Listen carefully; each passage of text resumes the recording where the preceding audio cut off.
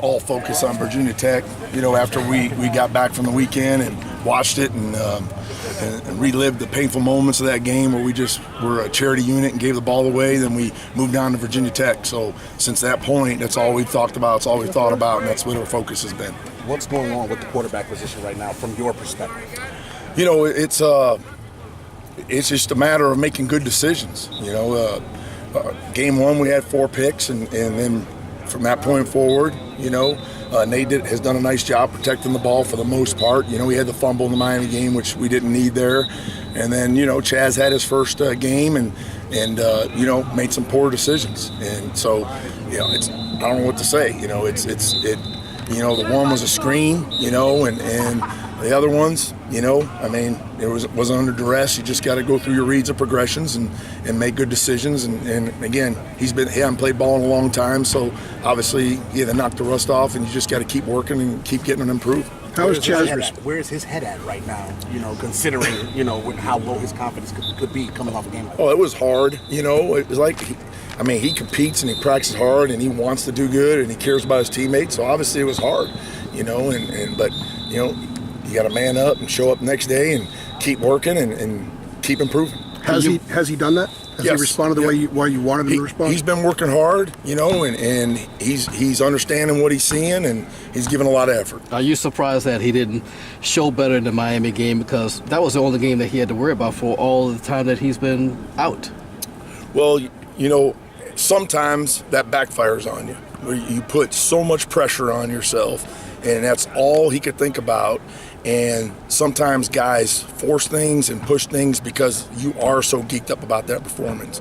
And so that's something where it's still, when you're a quarterback, it's about, you know, letting the game come to you, make good decisions, check downs, throw away all those little things that you got to do. That's okay. We don't have to make the big play every time. And so, you know, obviously learning from that moment. Is that maybe part of what happened?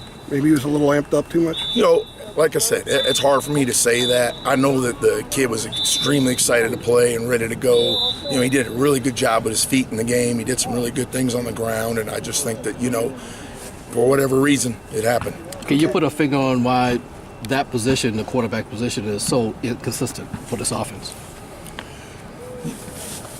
If we had a magic answer, then it would be done. You know what I'm saying? And it's just about those guys just grinding in the meeting room, studying as much film and understanding what they're going to see and making corrections. And like I said, to give Nate credit after the performance in the first game, you know, I believe, if I'm correct, he hasn't thrown a pick since then. So, you know, that's what you're looking for them to improve and to turn things around. I would imagine that on the flip side, the positive is what Chaz did with his legs. Yep. And so when a guy has the kind of passing game he did, but also the kind of game he did running the ball, how do you use that to sort of lift the other side? Well, obviously you want to take advantage of the things he can do well, and we did that to some extent.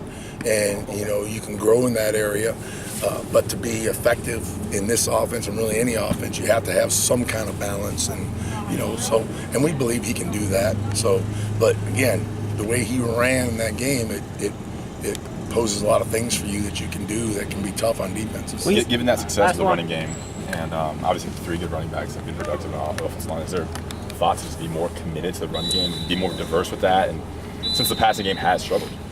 You know, it's first of all, I think our running backs have done a tremendous job. I really like that group, and they play extremely hard. I think the O-line has improved in a lot of areas, you know, trying to get continuity there. I think when you look at that game and look what we're able to do on the ground and compared to anybody else, it hadn't happened. So there's some positives from that. And we have to grow from that. It's like anything else, you know, you've got to find what you can do good and emphasize that, but you have to have some kind of balance, because defenses are too good if you're one-dimensional to take things away. So, you know, I understand what you're saying there, and it's something that, you know, we did some things in that game we hadn't done yet to expand the running game and get more running backs out there. And so there are things you may see in the future, but you still have to have some balance. All right. Thanks,